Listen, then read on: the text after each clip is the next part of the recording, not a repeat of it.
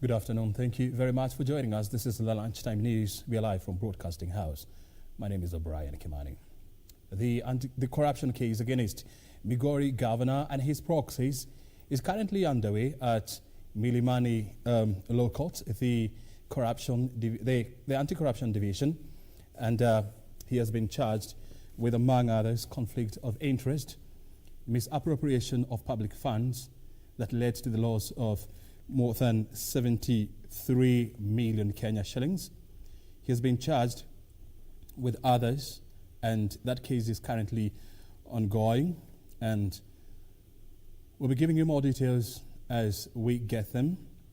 But the corruption case against Migori governor is currently ongoing at Milimani Law Court, the anti-corruption court division of the court, and the chief magistrate who is handling this case is Lawrence Mugambi.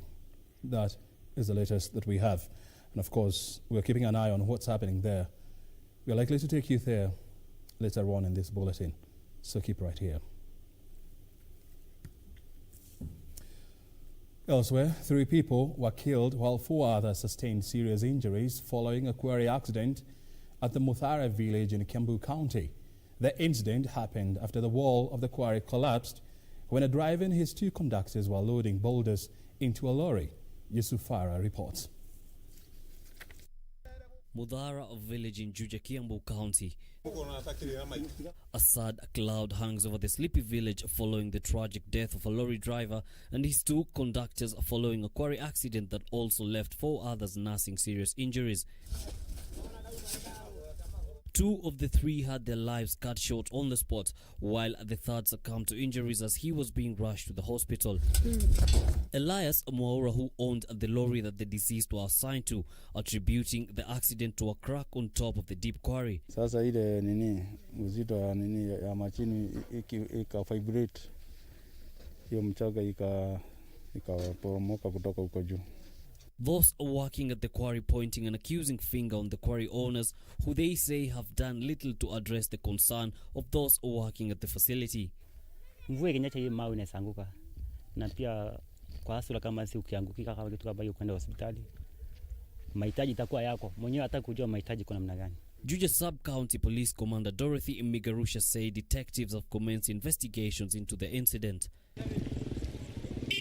Elsewhere, 3 people died on the spot while several others are recuperating at various hospitals in Mwingi Town following a tragic accident involving 4 vehicles at Mutiangombe area along the Mwingi-Garissa highway. Those killed were boarding a PSV which was heading from Mwingi Town to Mui. The Wednesday night accident happened after the matatu was diverting from the highway to enter a feeder road. Lakini hii mteremko ni mbaya sana. Inasababisha hii ajali. Poteza karibu 4. Mwingi Police Base Commander Ezra Nouma warned drivers against speeding, especially in identified black spots. This is a sort of a black spot, and I would advise drivers and members of the public to be very cautious when using this particular road. Bodies of the deceased were moved to Mwingi Level 4 Hospital mortuary. Yusufar, Channel 1 News. 10 years ago, on the 27th day of August in the year 2010, Kenya heralded a new chapter after its promulgated a new constitution.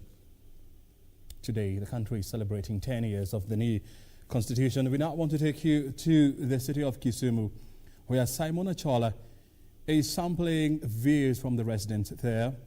Simon Achola, if you can hear me, what are the residents of the lakeside city of Kisumu saying about the new constitution, and what should be the way forward? Well, thank you very much, Obrien Kimani. Indeed, as you rightly put it, I am in Kisumu County, and of course, after 10 years of implementation of the new constitution, one that was held as one of the most progressive in the world. Of course, there are leaps and bounds, and of course, ups and downs through the process for the last 1 decade, and of course, residents of this region having varied views of exactly what the implementation of the constitution has been. of course, what they're looking forward to and what needs to be done. And of course, they'll also be telling us if indeed there's need to review the constitution. And just to put us into perspective exactly the views of the locals, here is Awat, who is an activist here in Kisumu. Of course, he'll be telling us his view on the constitution. Welcome, Awat. Thank you very much. Thank you very much. One of the things I need to mention is that yes, the constitution has really shown some good changes to this country, and there are things that we can count for, especially now back here in Kisumu. We can see the coming of the Constitution 2010, which we called the new constitution, really showed that a lot of things change in terms of development. And one of the developments that we can point out is the devolution things, such as the roads. We can always talk about the good roads that we now currently have in place. We also know the devolution brought in the system of county government system, where we have the county assemblies that were brought into place. These county assemblies implementing their work has really given people, and that is the common persons in the local areas, the services. They have been able to see at least services devolved in the rural societies, and that is one of the good things that Constitution brought about. But then I must also say that within this Constitution there are also those challenges that it has come with. One of them is the fact that some people still feel the marginalization in them, and I think if need be, there would be the good perspective of this, going forward, changing some of the areas of the Constitution that needs to be changed, so that the services needs to be felt. It needs to be felt fully, because some regions still feels marginalized. We recently saw in the Senate, where before we go to what is happening in the Senate, and of course people feeling marginalized, probably where are we failing in terms of implementing this constitution? Because as when I was introducing, of course, this session, one thing that actually came out clearly during the promulgation of this constitution was hailed as one of the most progressive, and people still look at it and saying there are so many good things in this constitution that need to be implemented, so that then we can actually feel the goodness of this constitution. Where are we failing? Exactly. What I feel that is still a failure in this constitution is the fact that there are particular areas just in writing. They are just written in the paper form, but then they are not implemented to the latter. They are not implemented to the latter. That is why a lot of people still feel there is a sense of marginalization. What do we need to do so that then we implement? Because you keep saying there are areas that are on paper but are practically on the ground are not being implemented. So probably as Kenyans, what do we need to do? And then two, you're also in the civil society. What do we need to do to ensure that, of course, these good elements that are actually being left out are actually implemented, so that then we don't keep complaining, yet the crafters, the draft of the constitution actually envisage that and put that on paper? Exactly. What I say is, in the envisioning of the constitution, devolution was supposed to let counties be independent within themselves.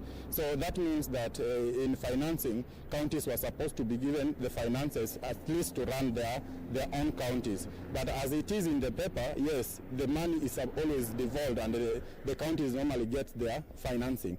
While in real sense, the counties don't have the finances down on the ground. And this is why you see a lot of strikes, from, for example, the health departments, which is evolved, but then they say they don't have the money. But then from the national level, the treasury, we are told the money has been released to the counties. So I think if that needs to be looked into, then the national government needs to come out clearly and just implement the constitution into the full course of its own. Yeah. Very well.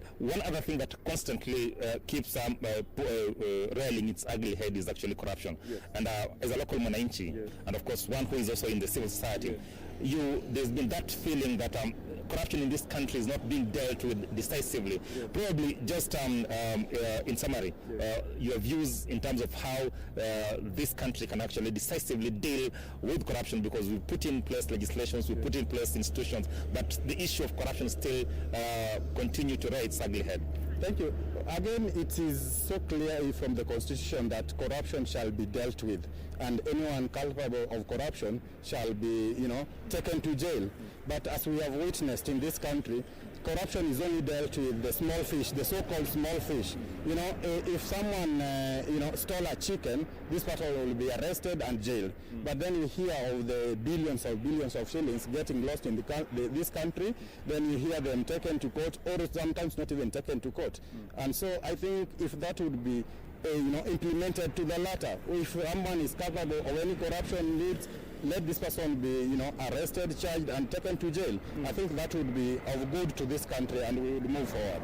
Do you think it's time to recalibrate the chapter 6 of the Constitution that actually dealt with integrity to its original thinking, so that then, because of course we know certain parts of that chapter was actually mutilated to suit the current setup of the political class? Do you think it's time to recalibrate it to the initial thinking of the chapter 6, so that then there are stringent measures to ensure that corruption can actually be dealt with decisively? To me, I still believe chapter 6 is as good as it is. And I don't think there is any issue of even, mutilating it as it is as at now. But what I want to believe, implementation needs to take place. We need to see, DCI and the DPP coming out strongly, not just by mentioning through, sorry to say, in the media that they are going to act, yet there is no action taken, and most especially to the big fish. Chapter 6, as it is, can deal with these people, but only if implemented. In conclusion, there's a clamor for a review of the Constitution. Probably what should be the focus? I guess the clamor for the review of the Constitution is only to bring, devolution work as its best. And if that is the reason as to the Constitution needs to be reviewed, then I stand for that to be done. Yes. Thank you very much. That is Awat, an activist in Kisumu County, of course, giving his views and thoughts on what needs to be done in terms of implementation of the Constitution, so then we can actually attain what it was envisaged for. But of course, also pointing out the need to actually ensure that even as we review the Constitution, even as the clamor of a review of the Constitution gains ground, there's need to ensure that indeed the review of the Constitution will be centered towards ensuring that a local mwananchi do benefit from the Constitution. Obrien Kimani, those are the views of locals from this side of the country. Of course, we'll be keeping a keen eye and talking to more locals, so that then we can actually get their views and present to Kenyans in our subsequent bulletin. Very well. Achola Simon, always grateful. He's in the county of Kisumu, sampling some views from the residents there 10 years on after Kenya promulgated a new constitution. What do you remember most about the old constitution? What do you remember most about the new constitution? What impact has it created in your life and in the life of this country? We continue to sample the views of some. Tell you things. I mean, for me, the biggest change that has been brought about by this constitution is the devolution. I mean, this has been a game changer in many aspects. Look at it from this perspective. I mean, 47 governments under one government, of course, in the Republic of Kenya, each with its own development agenda, with its own economic agenda. That's quite interesting. Let's see where we go in the next 10 years. Let's now head over to the straight to the county of Mombasa. Ann Boro is also there to sample the views of the residents of this county. Ann Boro, can you hear me? Ann Boro is our correspondent in the county of Mombasa. She's on your screen now. Ann Boro, what are the people down there saying? In Mombasa County, where we'll be sampling the views of a few residents in Mombasa County to just tell us what they feel about the Constitution now that we are marking a decade of this Constitution. And I'm now joined by one of the residents in Mombasa County who's going to tell us his feel about the Constitution, if at all he is happy with the Constitution as it is right now, and what he would want added maybe or reduced in this said Constitution. Karibu sana Bwana Khalid. Asante sana. Na ni kweli kwamba tunaadhimisha muongo mmoja ama miaka 10 tangu kuanzishwa kwa katiba yetu ya Kenya, na sisi kama wananchi tumesema kwamba kuna masala ambayo lazima yaheshimiwe na yaendelee kujumuika. Now, the most important is the Bill of Rights. We would like to see the Bill of Rights untouched.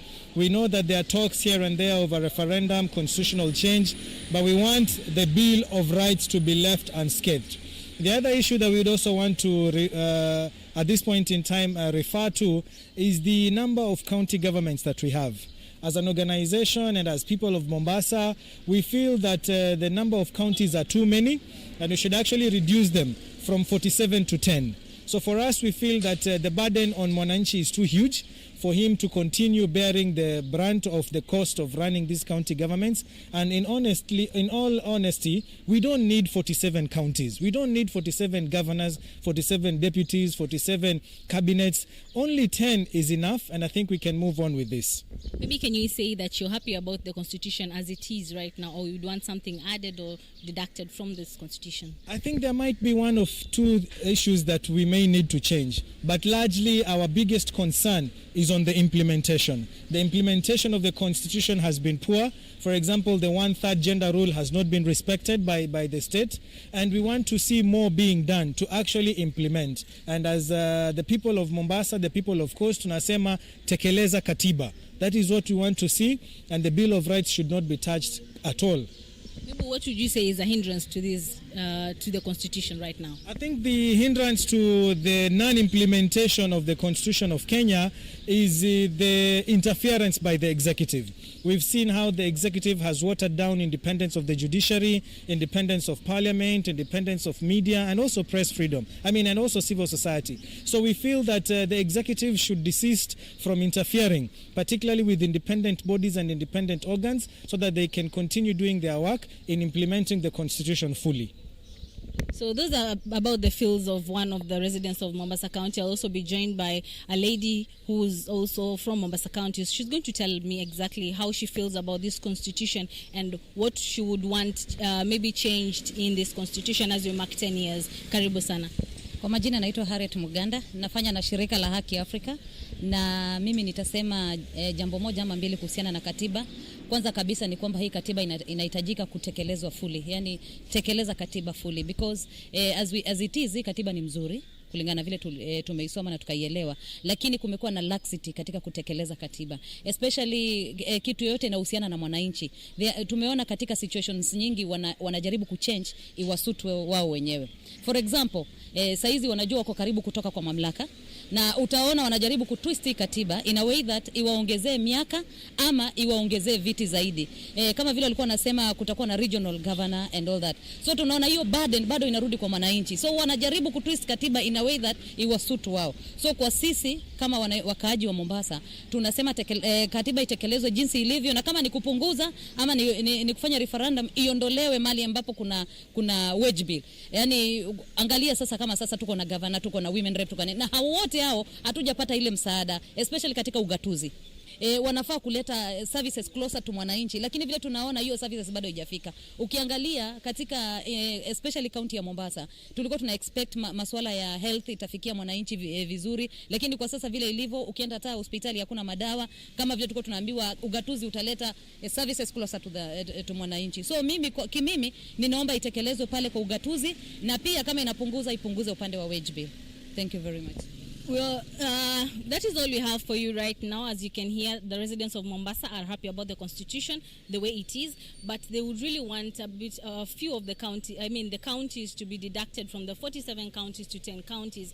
And we'll give you more details in our subsequent bulletins at 7 and 9 p.m. Back to you in studio, Brian. Anboro from the coastal city of Mombasa, giving us varied views. Residents of Mombasa giving, of course, the opinion 10 years after Kenya adopted a new constitution. Let's head straight over to the county of Wajir. Residents of the newly created Horof Harare sub-county in Wajir County have been challenged to cooperate with the security agencies in ensuring security is maintained. Wajir County Commissioner Jacob Narengo appealing to area residents to volunteer information on the activities of Al-Shabaab militia that has been constantly launching attacks in the county to authorities. Wajir County Commissioner Jacob Narengo and the Wajir East Member of Parliament Rashid Kasim presided over the official opening of the new Horov Harare sub-county, which was split from former Wajir East sub-county. The leaders taking the opportunity to appeal to area residents to work together with the security apparatus in ensuring the region is rid of criminal elements in the wake of constant attacks by Al-Shabaab militants from the neighboring Somalia. Mahali hakuna usalama, hakuna maendeleo. Hata hii stima itakuwa haina maana hapa. Nataka mniambie leo kwamba mko tayari kufanya kazi na serikali kuhakikisha kwamba usalama wa hii sub-county imeimarika kuanzia leo. And the efforts that we have already undertaken, both as community and as county, they should be able to be communicated to the head office, to Uhuru Muigai Kenyatta, and all other security apparatus, so that they know what efforts we have done jointly with the locals, so that we can be able to spur development and be able to maintain law and order in the area. The leaders cautioning that if peace is not maintained, then the area will remain underdeveloped. The area county commissioner promising that relevant authorities will not relent in protecting the country's borders against constant attacks from militants that have threatened peace in the area. Sai mtu amesema ati sukari gunia moja ikitoka Somalia inaonekana, lakini mhalifu akiingia haonekani. Kwa nini? Sukari kilo 50 inaonekana. Mbona mtu ya bunduki hawezi onekana? Na sitaki tena kusikia ile maneno ya kuangusha ile kitu ya Safaricom. Sai network hapa hakuna. Na serikali ilikuwa imeweka Safaricom booster. Hiyo maneno msirudie tena. Nancy Okwari, Channel 1 News. You're watching Channel 1 News, lunchtime news, of course, coming to you live from Broadcasting House. We are coming back, including, we shall be telling you what happened on the day 3 of Republican National Convention. Stay right here.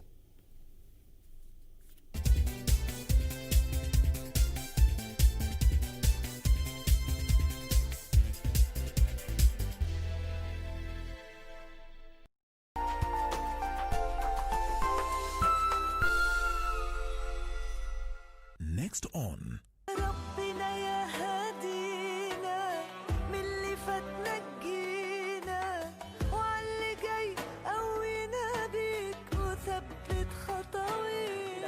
itaonja mauti. Na pia katika Qur'ani, katika suratul Mulk, Allah subhanahu wa ta'ala anasema kuwa ameiumba mauti na ameiumba maisha ili aweze kubainisha baina yule ambaye ni mtendaji wema na yule ambaye ni mtendaji wa shari. Hii dunia inaisha, inaondoka, watabka dhunubu wal maasi kama hiya, lakini yatabakia madhambi na maasi kama tulivyoyakuta.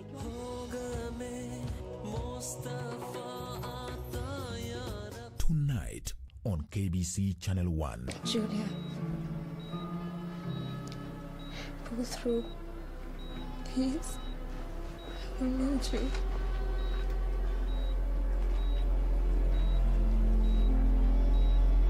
A man like you is capable of anything, especially if someone gets in your way. For so long, I lied to myself about you. Please, don't do this. Go! Or I will call the police. Leave!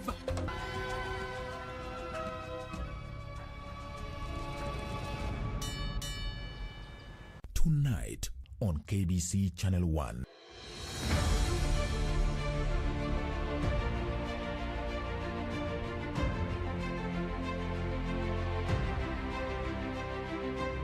Many questions have been asked about the Galana Food Security Project.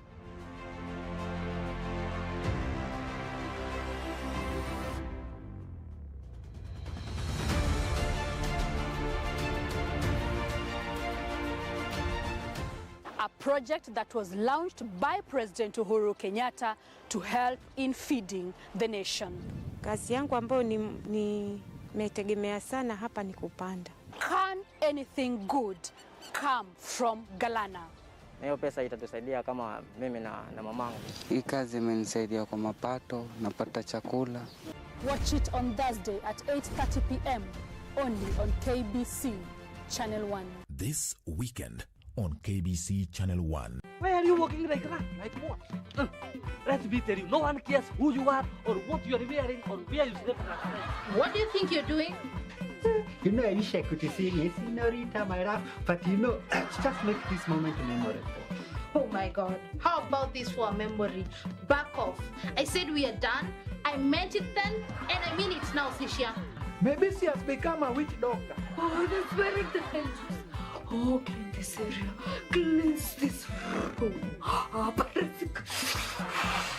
You little rat, where the hell did you put my stock? Where the hell did you put my stock? What? I don't know what you're talking about. You took my stock last week. Kinyanjui, do not test my face. Now look at how much must you cost me.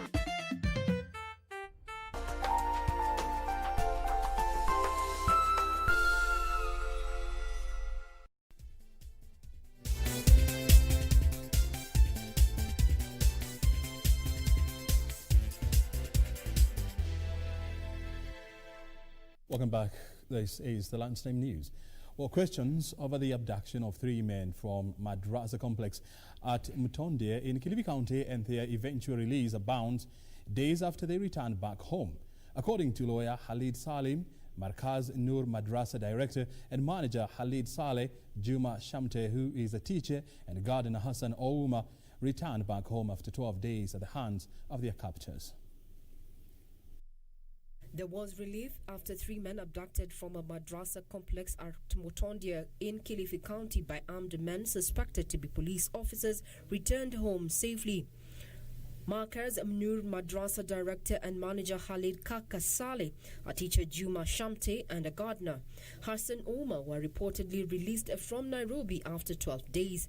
Their lawyer Khalid Salim, who was accompanied by Mombasa Senator Mohamed Faki, said the 3 were released on Tuesday after nearly 2 weeks in captivity. Tendo hapa kilichofanyika, hakuna kitu chochote ambacho hao mapolisi waliomchukua waliweza kufuata. Hawakuweza kumsalimisha kotini. Hawakuweza kueleza familia yake ni mali gani wamempeleka, na kusema kweli it is something that is very regrettable kufanyika sahi kwa wakati kama huu nchi yetu. Na tuambia polisi na regional commissioner alinukuliwa jana akisema kwamba hichi ni kitendo cha uhalifu. Afanye uchunguzi, hakikisha kwamba wale wahalifu ambao walifanya kitendo hichi wameshtakiwa na wamehukumiwa kulingana na sheria. Tunajua kwamba polisi wanaweza kukushika, lakini akikushika lazima kuhakikisha wamekufikisha mahakamani kwa muda wa masaa 24. The family says they have registered the matter with Coast Regional Commissioner John Elungate, who has promised to follow up the matter and ensure the culprits are brought to book. Tunawaomba serikali iwe ni walinzi kwetu sisi. Sisi tutatarajia serikali itakuwa ni yenye kutulinda sisi.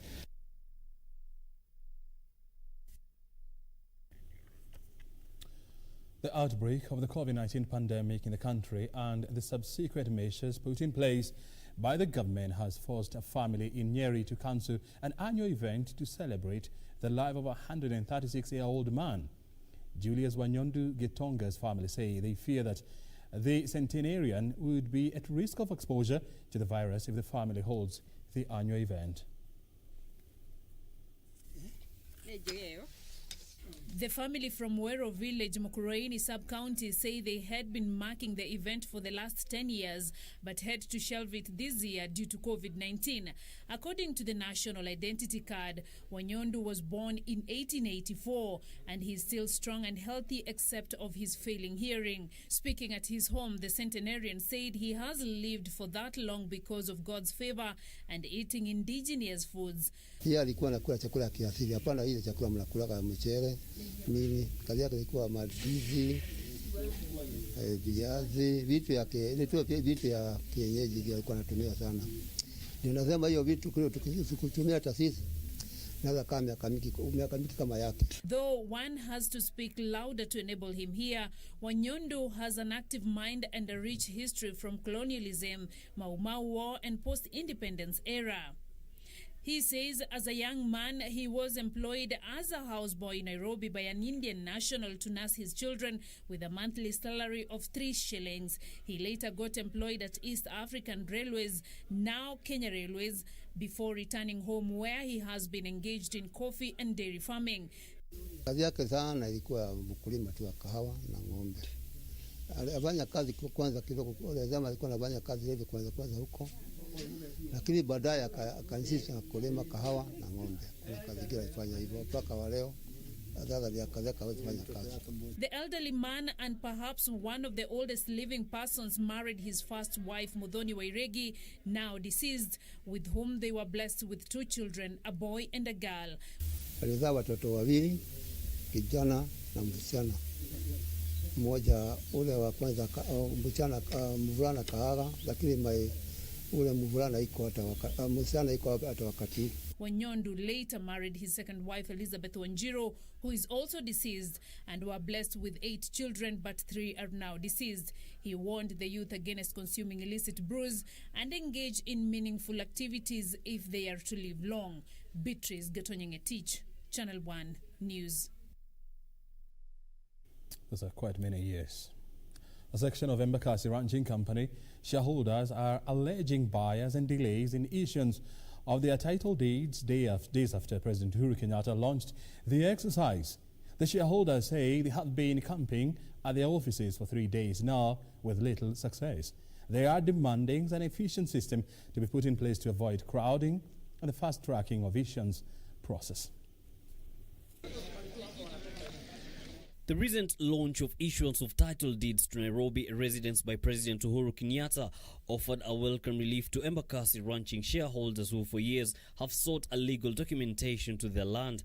But days after the launch, the shareholders are decrying what they say is unnecessary delays in issuing them with the titles and persons demanding bribes for them to access the premises. They're alleging a favoritism in the issuance of titles, long queues and slow service. Kutoka Monday naamuka saa 10 na kuja hapa na sina matumaini ya kupata hiyo title, na watu wengi hata naona vile tunaona kuna milango ya nyuma ile exit gate ndio entry kwao, mahali kumeitwa entry hakuna watu wanaitwa. Kuna gate ingine pale ukilipa pesa ndio unaingia. Hapa tunaitwa watu 10 peke yake. Watu 10. Hao watu 10 wanakaa 4 hours. Tukipiga kelele ndio kitabu inatoka tena. The frustrated lot are now demanding for proper service delivery to eliminate the wait. Embakasi Ranch Chair Lady Lucy Nyokabi Mathengi denied the claims of brokers charging shareholders a fee to gain access to the compound. Tuwezi weka watu wengi ndani. Ndio naona tunachelewa ni masaa ingine, kwa maana lazima tupate kama tunaweza hata 100 ndio watu wasiweze kujazana sana. Hata leo hakuna tabu. She urged the shareholders to be patient as they are being served. Yusuf Farah, Channel 1 News. And the government is considering doubling the Uwezo Fund allocation in the wake of the COVID-19 pandemic. Chief Administrative Secretary in the Ministry of Youth and Gender Affairs, Rachel Shebesh, says talks are underway to increase finances to enable young people and persons with disabilities stabilize their businesses. This comes as she faulted Isiolo South leaders for failing to set up a committee to oversee the disbursement of Uwezo funds in the region. Speaking in Isiolo town when she visited to monitor and evaluate progress in the issuance of affirmative action funds, Chief Administrative Secretary in the Ministry of Public Service, Youth and Gender Affairs, Rachel Shebesh, cited it isn't fair for residents of Isiolo South to be denied access to the government funds owing to delays by their leaders to establish the requisite committee to enable them receive the funds. She called upon area legislators to take responsibility and ensure that the all-important committee is up and running as soon as possible in order to enable their constituents to benefit from the government fund. And just to register my disappointment that one of the constituencies, Isiolo South, has never set up a committee for Uwezo. And the county commissioner is in agreement with me that it is almost very unfair to people when the government has money, but because of whatever reasons, they don't have a committee. Shebesh noted that most businesses have been adversely affected by the COVID-19 pandemic, adding that the department was considering doubling the amount of money currently being offered to various groups as a bare minimum. If you walk around, you will see that many businesses have been closed down. People who are doing business of every day have no longer got any other income. And so it is the time that we need to intensify how much money we are giving on the ground. According to Shabesh, one of the major challenges experienced in the rollout of the various funding programs in the region was the nomadic nature of recipients, which makes it hard for officers to monitor and evaluate if the funds are being used prudently. Residents of Sasumwa area in Nyandarua County are said to benefit from free water connections as well as other benefits emanating from the Sasumwa Dam. This is after the Nyandarua County government signed a memorandum of understanding with Upper Tana Nairobi Water Fund that will see beneficiaries supplied with irrigation equipment, free tree seedlings as well as material to set up greenhouses. And now I'm signing on your behalf. It is a reprieve for the residents of Sasumwa after Nyandarua Governor Francis Kimemia signed a memorandum of understanding with Water Services Regulatory Board Chair, who is also a trustee of Upper Tana Water Fund, Joshua Irungu, in his Olkalau office. A team of officers is set to be posted to areas around Sasumwa Dam to assess the cost of water provision to the residents. The move follows a petition by the Nyandarua County government to have the local community benefit with water from the dam. We cannot be giving waters to Nairobi, and these waters do not benefit even the neighborhood, even the neighbors of the dam, those who conserve the environment.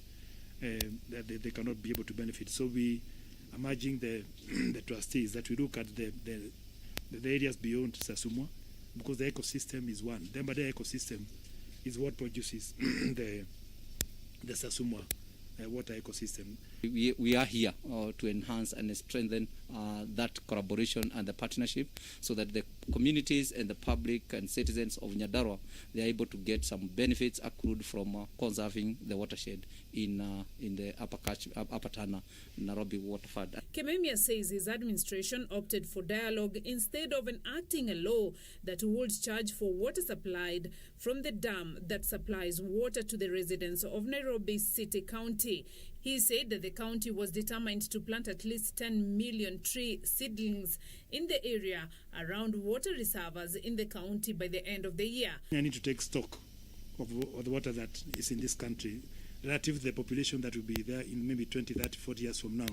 If we don't plant now, then it means we'll be unplanning the future generations. Tusipojipanga saa hii, basi tutapangwa na ulimwengu na mazingira wakati ujao.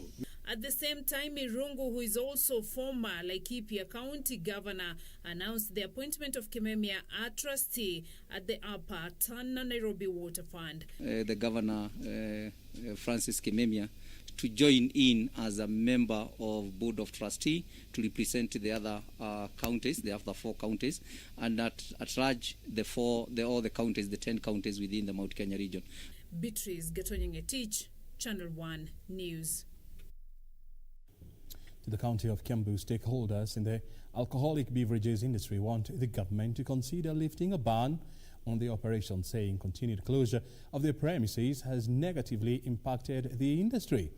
According to Richard Kagiri of Kiambu County Liquor Welfare Group, their employees and their families have suffered the brunt of the closure and as cannot even meet their basic needs. The group is recommending the formation of a task force comprising of liquor stakeholders and relevant government agencies to develop guidelines on the reopening of the sector. Have food. Our workers don't have food. We do not have money to pay rents. Our stocks are expired in the shops. Therefore, we are asking the president, our good president, come in hand, help these people, let them receive the money for the vulnerable. The billions that you stated were being distributed to other vulnerable people. The same billions should also be given to the liquor traders. Kwa nini serikali bado inaendelea kutuangamiza? Haituonei huruma, na pia sisi ni watoa ushuru. Biashara zetu huwa zinasaidia serikali. Lakini ikifika wakati kama huu wanatuona kama sisi ni watu hawana maana yoyote.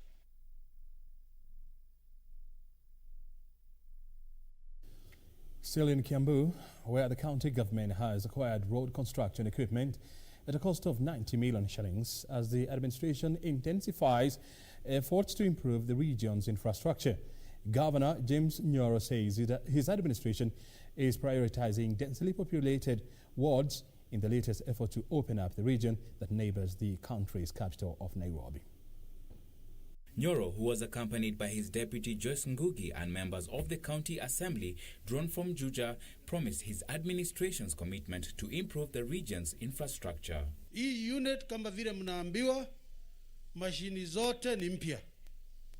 Tumetumia karibu milioni 85 90 million kununua hizi machines. Na kwa ile mashini yote imewekwa car track. Sasa nasikia mkisema ati ikifanya hapa iende ifanye kamulima. Mimi nitakuwa nikiangalia kwa simu yangu. Nyoro saying that the county had already embarked on repairing roads that had been destroyed by seasonal rains, besides constructing 4 kilometers of tarmac road in each of the 60 wards. Tukijenga hizo 4 kilometers, tuna kilomita ingine moja yenye tutajenga kutoka hapa kwa hii barabara inaitwa bypass, ili wakaaji wa Dururumo wakitokea pande hiyo, wakaaji wa Zonti wakitokea pande hiyo, wakifika hapa wanapita hii barabara ya bypass kwenda mpaka mahali kunaitwa Kenyatta Road. Area residents applauding ongoing initiative, saying it will help open up remote regions for development. Tulikuwa na sinda sana ya mabarabara, watu wakienda shule, watoto mazizi, watu wazima tukienda masoko Roiro, na watu wa matatu walikuwa na sinda sana wakitukujia hapa. Tunashukuru Mungu. Shimo makubwa sana. Kwa hivyo hii barabara itakuwa ya muhimu sana. Kwanza kutuunganisha na pande ile ya Ndururumo na pia hata kutokea paka iende upande wa Chucha. Meanwhile, Nyoro says health facilities that had been set aside as COVID-19 isolation centers, including Tigoni and other under construction in Riru and Wagige, would soon revert to ordinary operations as new infections ease across the country. Toka next week, officially tutafungua hospitali ya Wangige na haitakuwa COVID, kwa sababu COVID kesi imerudi chini kidogo. Tutafungua watu wetu wakuje wawe wametibiwa. COVID ikirudi ikiwa kubwa, tutawaambia watoke waende Kehara na mahali pengine, lakini hiyo hospitali tumefungua. Na hata hii ya Roiro ikiisha, kama hatuna COVID tutaanza kutumia kwa magonjwa mengine yote. Kwa hivyo mambo ya afya tuko pamoja kabisa.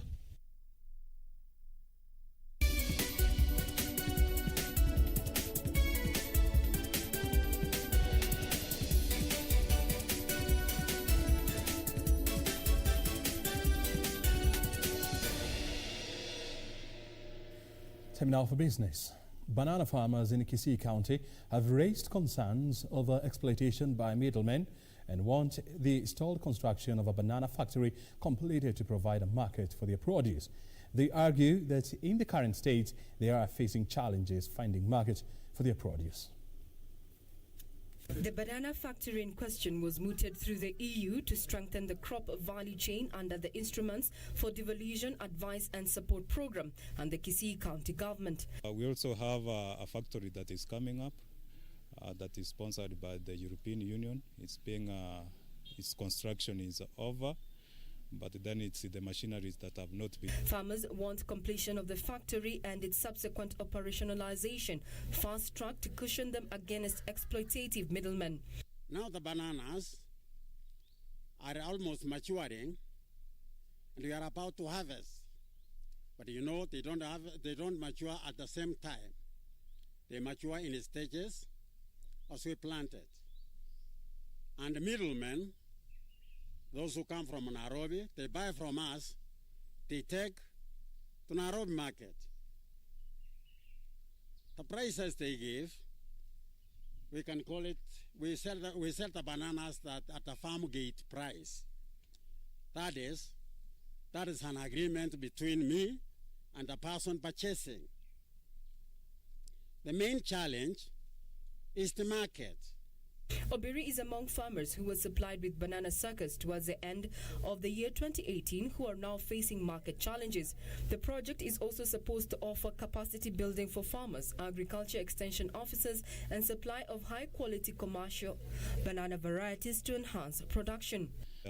For the project to fast-track and bring those machines as early as possible, and also to increase the number of plantlets that we supply to these farmers, so that we increase the area under banana production. Regina Manyara reporting for Channel 1 Business. The National Irrigation Authority's request for 700 million shillings funding to complete the 10,000-acre model farm at the Galana Kulalu Food Security Project could be approved within the next 2 weeks. Water and Irrigation Cabinet Secretary Cicely Kariuki says talks about injecting additional capital into the project are at the final stages, and there is consensus among the concerned government agencies. The 7 billion shillings 10,000-acre model farm at the Galana Kulalu Food Security Project was to test the best crop varieties and animal breeds for the area, as well as the best farming methods to use. After the National Irrigation Authority cancelled Green Arava's contract after the two differed over contractual terms. The model farm was 85% complete, and the National Irrigation Authority has requested the National Treasury to offer 700 million shillings to complete the project. Water and Irrigation Cabinet Secretary Cicely Kariuki said the cash is likely to be disbursed soon. That conversation is at the point of discussion for eventual conclusion in the coming 2 weeks. The investment and the determination for government to make sure that the land that is available, this project, and indeed commercialization of the project becomes a reality, so that we can also have the community in the neighborhood benefiting. The Cabinet Secretary says the communities living around the project will be trained to equip them with farming skills so that they can apply the same in their farms, as well as tap into employment opportunities once the irrigation project is handed over to the private sector. This phase of the model farm will come also with additional capacity building of the communities that are surrounding this project, for them to also own and be part of this, but importantly to also equip them with farming skills so that then they can be able to apply the same in their farms around this area. Benson Rioba reporting for Channel 1 Business. International business news, where TikTok Chief Executive Officer Kevin Mayer has quit after just 2 months into the job, ahead of an impending ban by U.S. government. The Chinese-owned firm has been accused of being a threat to U.S. national security by the Trump administration. Details next. Kevin Mayer joined TikTok in June this year after leaving his role as Disney's head of streaming services. TikTok was given 90 days to be sold to an American firm or face a ban in the U.S. Both TikTok and Chinese messaging app WeChat face bans in the U.S. as tensions rise between Washington and Beijing over a wide range of issues, including national security concerns about Chinese tech firms. Kevin Mayer was brought into TikTok to help give the Chinese-owned app an American image. U.S. President Donald Trump claims TikTok is a national security threat due to its ownership by ByteDance. Earlier this month, he signed an executive order that would effectively ban TikTok's operations in the U.S. if it wasn't sold to another company by mid-September. President Trump's executive order prohibits transactions with TikTok's owner, ByteDance, from mid-September. The firm has gone to court to challenge the ban. Meanwhile, jet engine maker Rolls-Royce has reported record losses after the coronavirus pandemic caused a demand for air travel to slump. The firm reported a pre-tax loss of 5.4 billion euros for the first half of this year. Rolls-Royce is in the middle of the biggest restructuring of its business in its history. The restructuring means that Rolls-Royce will reduce the number of sites it has worldwide from 11 to 6. Wide-body engine assembly and testing, which is currently carried out at 3 global sites, will be consolidated at its main site in Derby. Rolls-Royce employs 50,000 people around the world, and about half of them in the UK. Finally, South African retailer Marsmart Holdings Limited said on Thursday its first half headline loss widened to $65.21 million as sales at its stores failed due to COVID-19 restrictions. The company, majority owned by Walmart and operator of supermarkets and wholesalers, including Makro and Game, said in a statement its headline loss and the main earnings measure in South Africa dropped by 36% in the 6 months to June 28th from a headline loss of 800 million rand in its first half of 2019.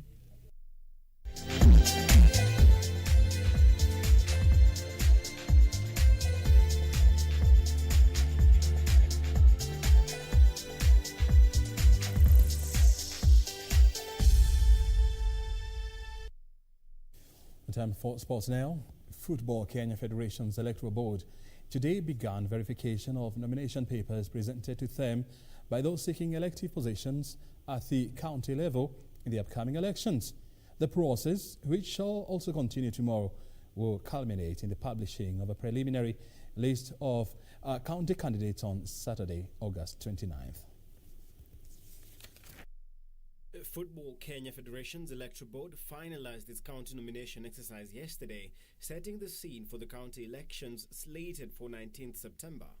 The last day of the exercise saw aspirants from Narok, Vihiga, Kakamega and Kisumu counties present their nomination forms a day after their counterparts from Nairobi East, West Pokot, Mombasa, Taita Taveta, Laikipia, Narok, Migori and Trans Nzoia appeared before the board. I know that unity is strength. We need to maintain FKF. If there are mistakes, we correct. And that is why we want to come in. If there are any mistakes, we correct from inside. Otherwise, when you start splitting everything, then football will die eventually. We shall not have any football. If I start coming up with my own thing, how far will it go? And how will it be recognized worldwide?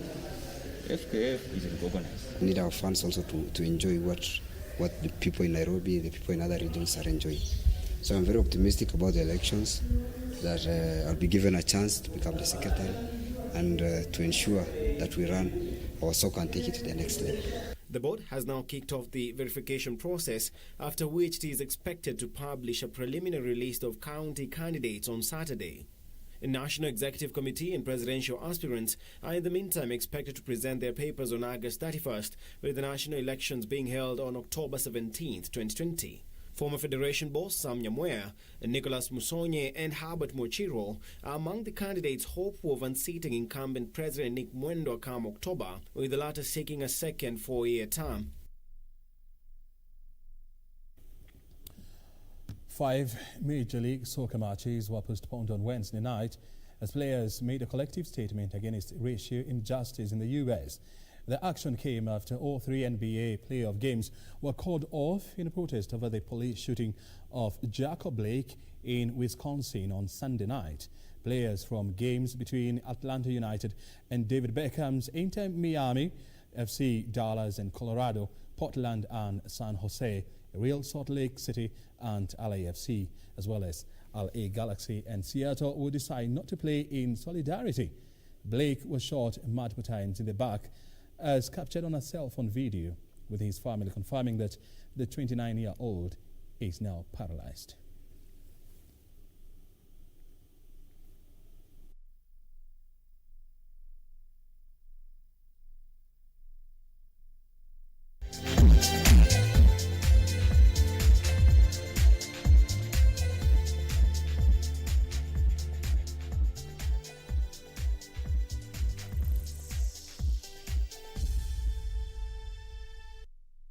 So for now, we continue to track the happenings.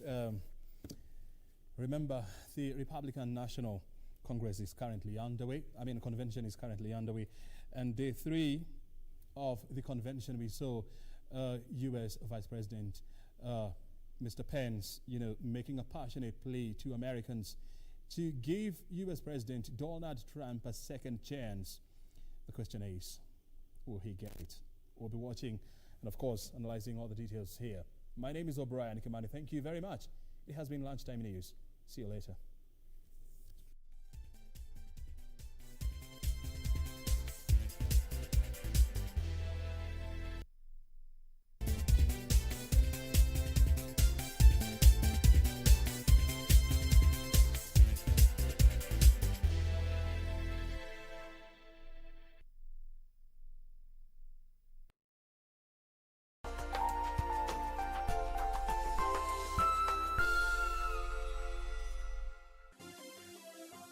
Vera Beauty College.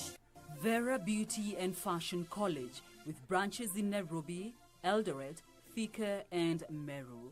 Did you know that we are a TVET approved institution?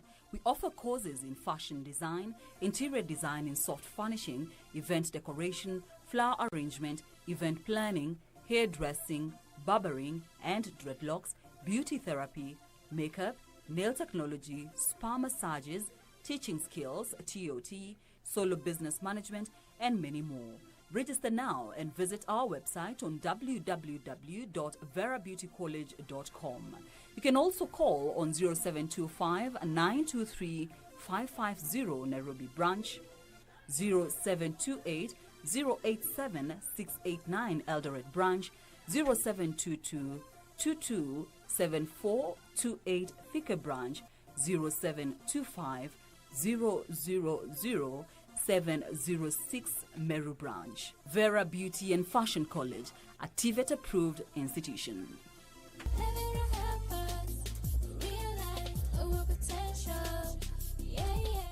Tonight on KBC Channel 1. I have witnessed everything myself. Sushi, it is your misconception. Is it? So does that imply that you willingly let him touch you? Did she insult you? Yes. She gives importance to Ashok more than me. Is this not an insult to me? She was about to tell him that she does not wish to marry me. I reached there on time and handled the situation. On the next episode of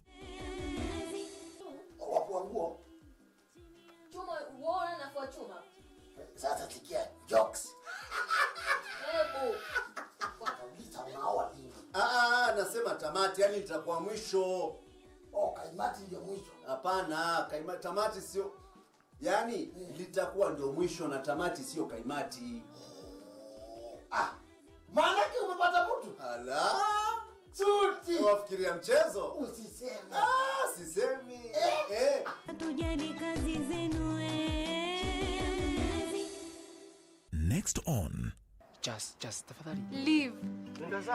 You too, leave. Oh, just. I said leave. I hope sije kama jani moba makiasi. Na maendo hizi yao. You're really a special one. What are you doing here? Really, Jess? You're wasting your time. I'm not coming home. This is my father's house. Actually, it's Millicent's. Leave. Nilikuwa nimeongea na Miss Jazz, acha tuone kama utarudisha job. Enyewe liko yenu wa Mungu. Baraka yako, baraka yangu. You know you and Dad have an issue to solve, yeah? Sinaweza ngojea huyo dad tu. Be patient. Lakini Kamau, be patient. Enda nyumbani. Listen to me. What is going on? Swimming inside my drum.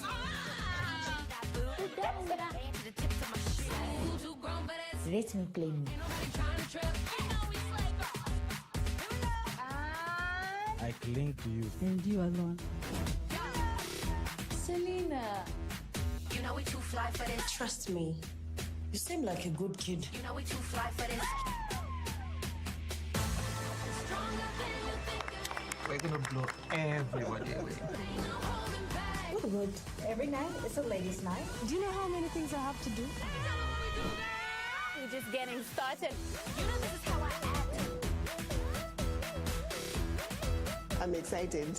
Wow. Get and stay connected to GoTV for all the tips you need to live your best life from our GoTV queens. GoTV, live it, love it. This weekend on KBC Channel 1. Shida nini? Huyu mtu amejua kabisa amekuwa exposed. Na anajua the next campaign hatashinda. Hiyo ni bahati kwako. Kwa sababu gani? Yale yote waliokuambia sasa wewe yaweke kwenye daftari. Alafu hayo ndio utakayompondea nayo tunapokuwa na mikutano yetu ya campaign. Umponde na watu yani kama kumvua nguo. Hayo sasa ndio sio yataka mimi. Sijui ujue uko wapi, sijui utakwenda kumface. Ukishakwenda kule, unkwenda umia nafsi yako. Are the golden rules of living. If you open it, close it. If you turn it on, turn it off. If you unlock it, lock it up. If you break it, admit it. If you can't fix it, call in someone who can. If you borrow it, return it. To get golden rules of life, bonyeza *811 *397#. dial star 811 star 397 hash.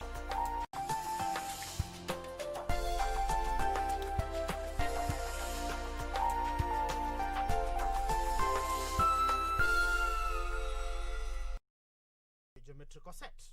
And let us sample some of the construction questions that we come across.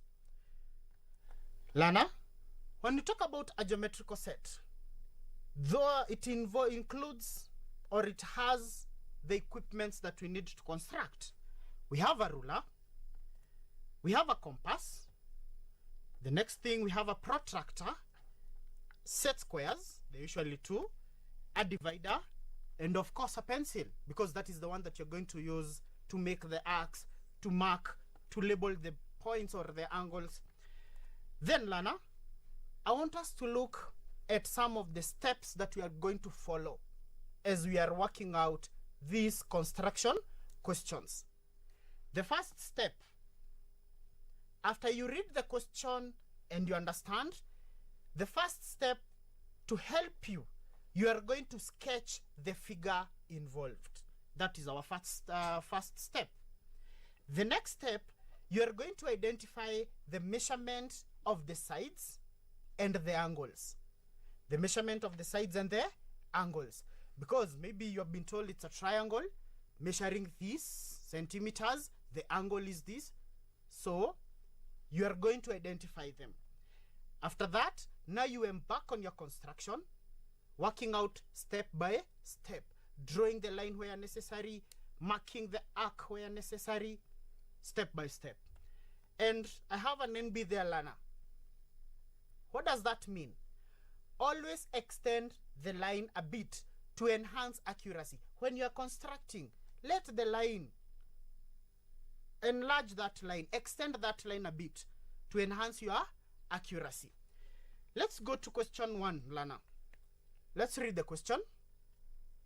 Draw triangle XYZ where line XY is 7 centimeters, line YZ is equals to 5 centimeters, and angle XYZ is 60 degrees. You're told, drop a perpendicular line from point Z to meet line XY at K. What is the measure of line K? Y. We have just read the question. Now let's work out that question following the steps that we have talked about. The first thing we have said, you sketch. What are we sketching? That triangle, X, Y, Z. After you sketch that triangle, identify the measurement of the lines and the angles. XY 7 centimeters, YZ, where is YZ? We have that line here, which measures 5 centimeters. Then angle XYZ. XYZ, the angle is going to be formed at the intersection point of Y, that point Y. So it is going to be 60 degrees. Now we have that triangle. First, let's construct that triangle. When constructing, you always start by drawing a straight line. So in our books, we draw a straight line. After you have done that, Lana, you take your compass, or just on that line, make a small mark and call it X so that we get our starting point. And if you see, Lana, I have extended my line to this side. I've not started here. I've at least drawn it inside a bit. From there, use your compass to measure and ensure your compass is tight. It does not have the play. It is tight. So you're going to measure 7 centimeters. Remember we said when you're using a ruler and a compass, when measuring, always put the tip of the compass. This is the tip at 0. You're putting it at 0. So when you put it at 0, if you look at me, that is my 0 here. I'll put it at 0 and open it to 7 centimeters. So do that as I do mine. Measure 7 centimeters. This is my 7 centimeters. You have yours? Good. So place the tip of the compass at X. I place mine there and make an arc. That arc, it is going to be from our sketch. It is going to be point Y. After that, we measure 5 centimeters. YZ. There is a YZ 5 centimeters. Measure 5 centimeters the same way you have measured the 7 centimeters here. Measure as I measure mine. I have my 5. Place it at point Y and make your arc. You have done that? Very good. The next thing, now we are going to use this equipment. What do we call this equipment, Lana? Very good, a protractor. We are going to measure 60 degrees angle Y, and we are going to do that at point Y. So we are going to measure 60 degrees. So my 60 degrees is there. I make that point there. And I join this point with my Y.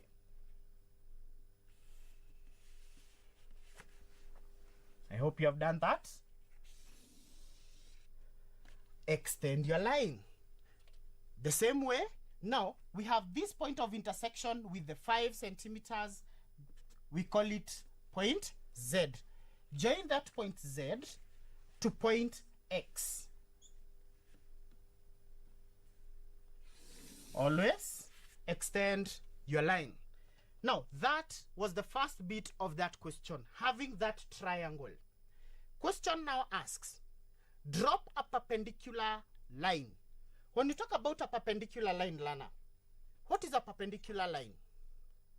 Perpendicular lines, they intersect, forming an angle of 90 degrees. Therefore, we are dropping a perpendicular to line XY from point Z. How do we drop a perpendicular line from a point? I'm going to take my compass. I place the tip at point Z. Then I extend my compass past this line a bit, so that I am able to make an arc like that. Do that. From there, I take wherever it intersects, here and here. I put it there using the same measurement. Don't move the radius of the compass. I place it there, make an arc, place it here as well, and make an arc. It has intersected here. So I join point Z to this point of intersection here of the arcs.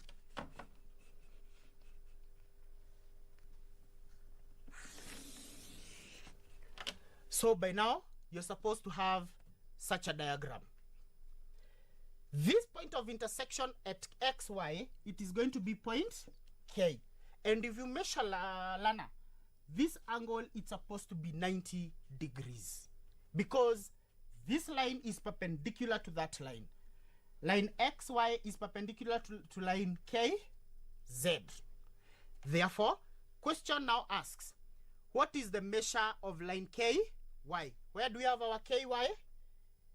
The point of intersection, K and Y. Measure this length here. That is the length that you're measuring. What have you gotten? You can use even your compass. You place it that way. You open it to that point. This is the measure of that line. Go to your ruler and measure. And what are you going to get?